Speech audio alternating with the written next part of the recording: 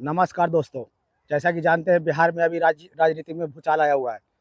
माननीय नीतीश कुमार जी, जिनको कहा जाता है पलटू राम, वो पलटने की तैयारी पूरी कर लिए हैं। तो देखिए, इन जो इंडिया अलायंस का जो मेन प्रमुख है माननीय नीतीश कुमार जी, वो खुद पलट रहे हैं, कांग्रेस को धोखा दे रहे हैं।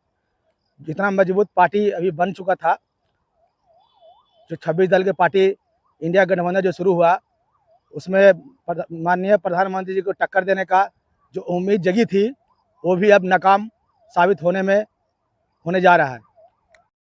माननीय नीतीश कुमार जी कभी भी अब बीजेपी का दामन थाम रही है, और देखना होगा बिहार के 12 करोड़ जो आबादी है, उनके साथ कितने बड़ा धोखा का काम हो रहा है। पता नहीं कौन सा सीट देने के लिए बीजेपी तैयार हुए हैं नीतीश कुमार जी को, जो बीजेपी के दामन थामने जा रही है। और बोले थे भाजपा, अमित शाह जी बोले थे क्या नीतीश कुमार के लिए हमारे पार्टी में कोई जगह नहीं मिलेगा। ये माननीय अमित शाह जी का बयान था, और उनको खुद ही अब बुलवा रहे हैं। और नीतीश कुमार जी भी कहते हैं कि हम जीवन में कभी नहीं जाएंगे भाजपा में।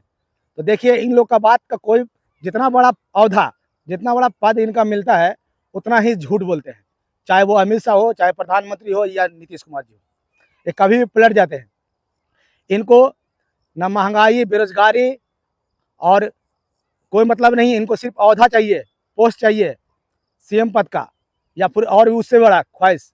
इनको जनता से कोई मतलब नहीं है कि जनता के लिए काम हो रहा है नहीं हो रहा है। अभी यही नीतीश कुमार जी भाजपा पे आरोप लगा रहे थे कि महंगाई बढ़ रहा है, कोई काम नहीं हो रहा है, सिर्फ धर्म का प्रचार हो रहा है, और यही फिर उन्हीं की पार्टी में शामिल होने जा रहे हैं। तो देखिए क्या खेल हो रहा है बिहार की जनता के साथ।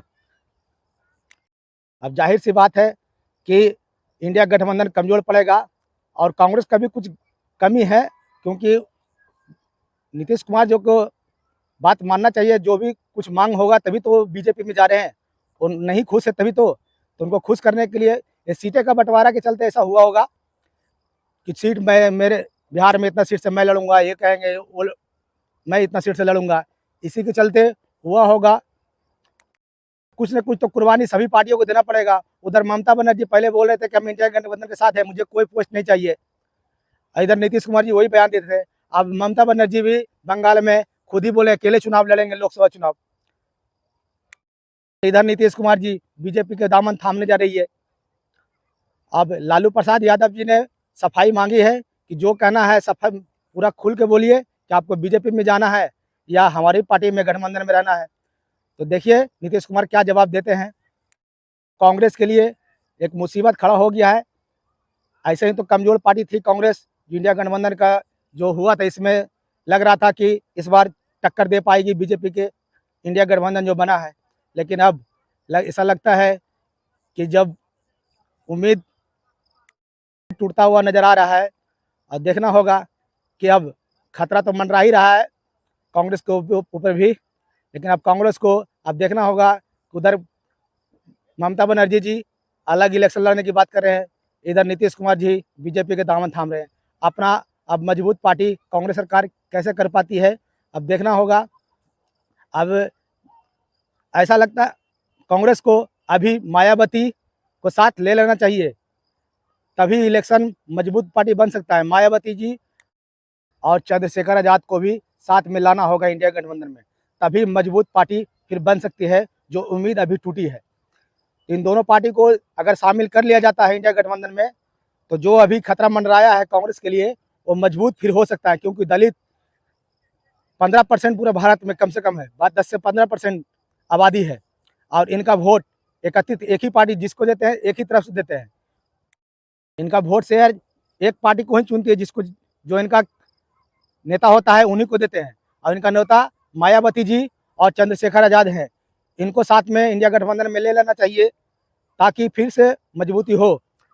एक बात ये समझ में आ चुका है कि माननीय नीतीश कुमार जी एक किन्हीं का नहीं है, न बिहार वासियों का, और खुद न अपनी पार्टी को भी, क्योंकि ये कभी भी पलट सकते हैं।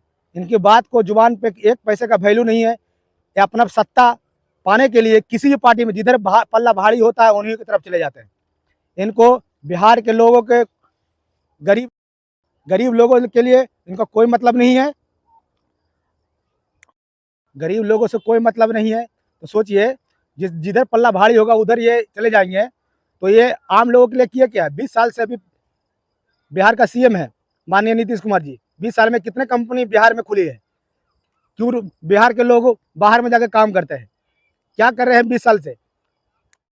अब बीजेपी नीतीश कुमार जी पर आरोप लगा रहे थे, अब नीतीश कुमार जी बीजेपी पर आरोप लगा रहे हैं, और दोनों पार्टी अब एक में जा रहे हैं। तो क्या होगा बिहार की जनता को? बिहार की जनता के साथ जो धोखा हो रहा है, तो देखना होगा बिहार का सरकार बच पाती है या गिरा देती है। अभी कुछ ही दिन पहले माननीय नीतीश कुमार जी बयान दिए थे कि बिहार का अगला मुख्यमंत्री तेजस्वी यादव होंगे, और फिर सत्ता का लोभ फिर से इनको दिमाग में घुस गया कि नहीं, हमें और भी अभी अभी बोलते हैं राजनीतिक संन्यास लेने वाले हैं, लेकिन कुछ राजनीतिक संन्यास लेने वाले नहीं है। सत्ता इनके दिमाग से हटा नहीं है कि औहदा और पोस्ट, हमें बड़ा पोस्ट ही चाहिए। बीजेपी भी बोले थे कि नीतीश कुमार का अपनी पार्टी में कभी जगह नहीं देंगे, लेकिन बीजेपी भी ऐसे ही झूठा है, ऐसे नीतीश कुमार ही ऐसे झूठ बोलते हैं। तो देखना होगा बिहार की जनता कब समझदार बनती है और अगले लोकसभा चुनाव में किसको चुनती है। तब तक के लिए जय हिंद, जय भारत।